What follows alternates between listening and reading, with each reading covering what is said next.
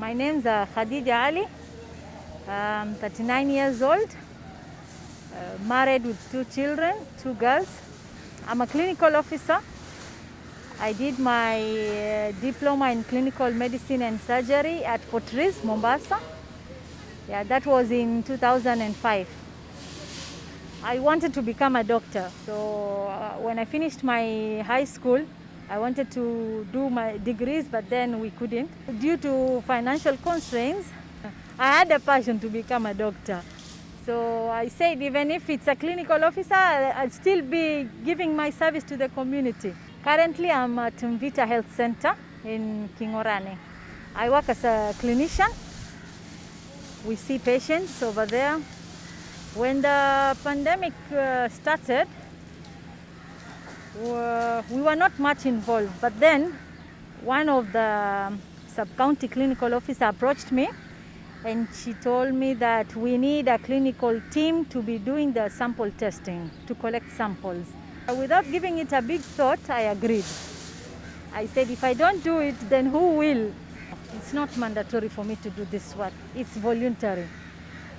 Because we have so many clinicians who have decided not to. They were approached to join the team, but they refused.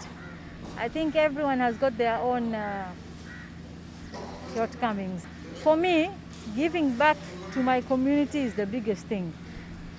But I take extra precautions myself. Yes, I know it's a big risk. The challenges are so many, but then if you take extra precautions, you're going to be fine. I cannot prevent anything. I just do my part and I leave the rest to God. So if I'm going to contract it, it's not a sentence to death. I'm going to be treated and I'll get well, inshallah.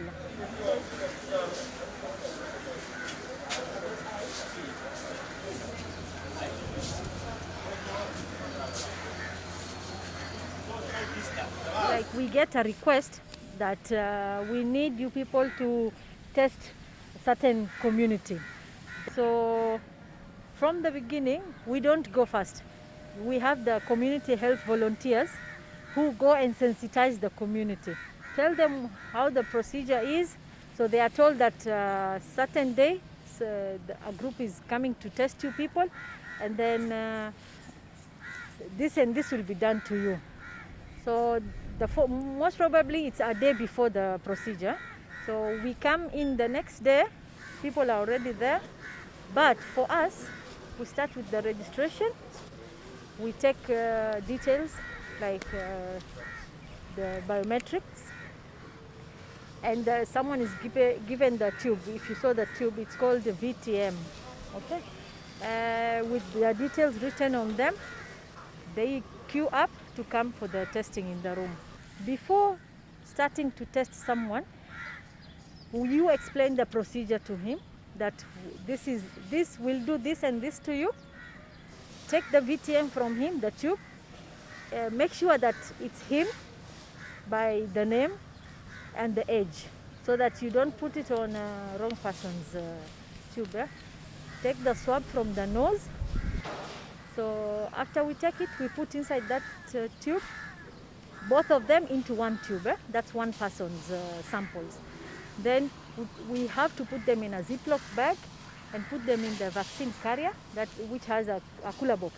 It's called a cooler box or a vaccine carrier, in which that one with the sample together with the form, we take them to PhD, and then those people are going to transfer them to where they are going to be tested, like Cambridge, or for now I think Coast Provincial General Hospital have started testing. So our work finishes from taking the samples there. I mean, there are days which you are going to be called in like a weekend. So there are days we worked on a Saturday and a Sunday. There are days that we work for a whole week without resting, from Monday to Friday. That means you start from 8 to 4 or 5 sometimes. So it's really tough, keeping in mind that you have a family waiting for you at home. So it interrupts all your social life. You don't go anywhere, because after you're done with this, you go home you can't do anything. Your whole body sores. You think that you've already contracted the COVID-19 because you feel feverish, you start coughing, the body soreness. But alhamdulillah, we are going to conquer it together. My family part, my kids and my husband, I try to take extra caution. Yeah? When I just reach home, after ringing the bell with my elbow, I tell them, okay, bring me the bucket. The balcony, it's in the balcony, but the toilet is just next to the entrance. So I go to the bathroom straight.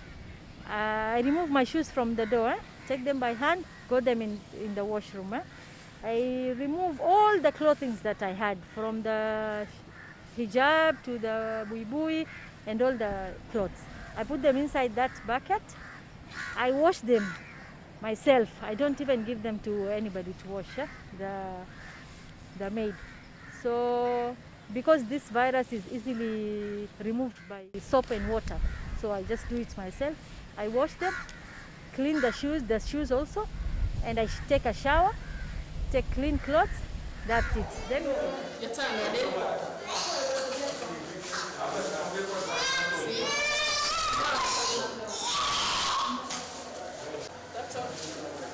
Challenges, we start with myself. At any time I think of, if I contract this disease, what will happen?